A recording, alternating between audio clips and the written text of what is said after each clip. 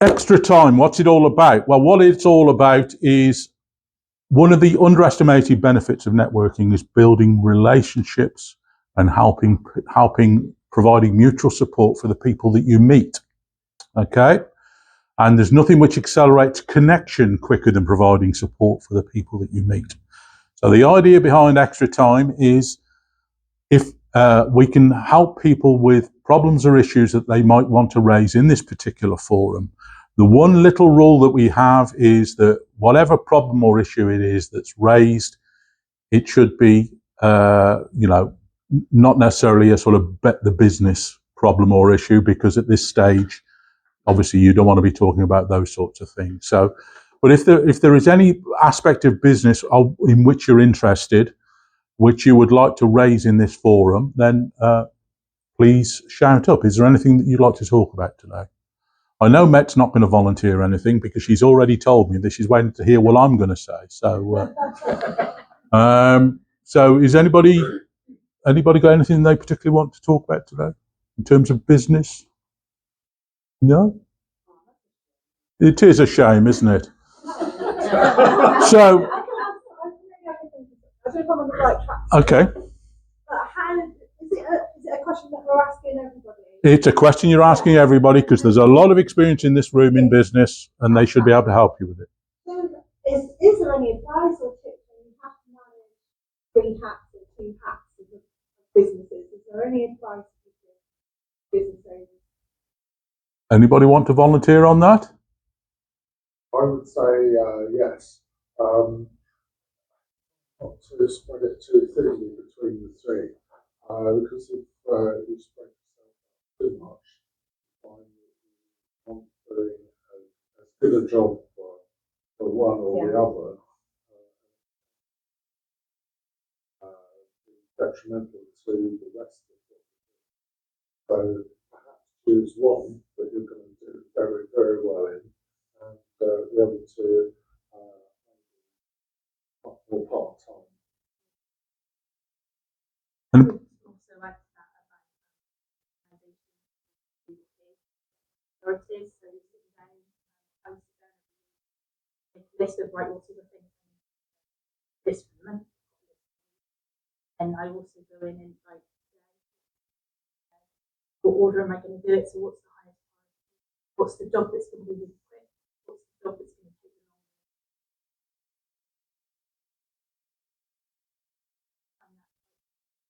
I'm more productive that way, but also I get jobs that need to be done first over the ones that I can do when my kids are around and I don't need to. Anybody else? Christina? Sorry, I was just going to say, building on that, maybe class matching as well. So rather than flipping from one to another, focus on, now I'm going to do LinkedIn for all of the 3 houses. Oh yeah, I do that. So, yeah. But yeah, it is important. I do the lists every day, and I remember to do this as well. But it's just sometimes you get, and this is general. I'm hoping other people might feel the same. Sometimes that you've got businesses that take different parts of focusing. Anybody else? I don't know if it's wearing different hats. So I can have multiple projects on the go at the same time. Yeah. So I've got different clients. Typically, I do the one I enjoy the most. Yeah. And the others that's the problem sometimes, isn't it? Yeah. You can do things that you enjoy the most. Until I start getting nagged by another one. Right, I've got to focus on that. But I can't get out of the mindset of this is really good fun, this is my going to take all my time. You're constantly in the center. Yeah, at the minute. So it's not necessarily different hats, but just that's spot on. And I switch between them. The phone can ring, and that's it. I've got to switch projects. Yeah, I find it. Glad to hear it's not just me. Just do what I do. Just do the things that you like to do. That's why I'm here talking trike Santa today. Things that you enjoy, yeah. Well, first of all, Katie, thank you for saving my bacon because I'd have had to think of something. So yeah, that's all right. Yeah, from my point of view, people often hear me say that the closest thing to a silver bullet in business is clarity of purpose. You've got to be focused on what you need to achieve.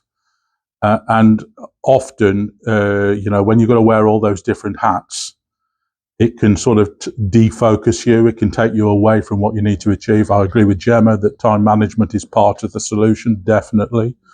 I agree with Tim that actually sometimes you will end up doing the stuff that you really enjoy, which actually totally destroys your time management because you're not focusing on what you need to be focusing on. Well, that's what I was going to come on to, because actually, any business is a series of make or buy decisions. Okay?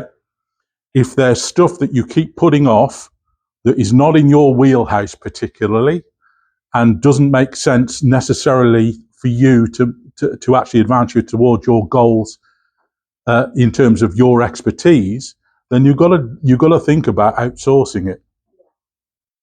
Because at the end of the day, you've got to have clarity about what you're trying to achieve in business. And as Tim rightly says, you want to build a business that you enjoy operating in.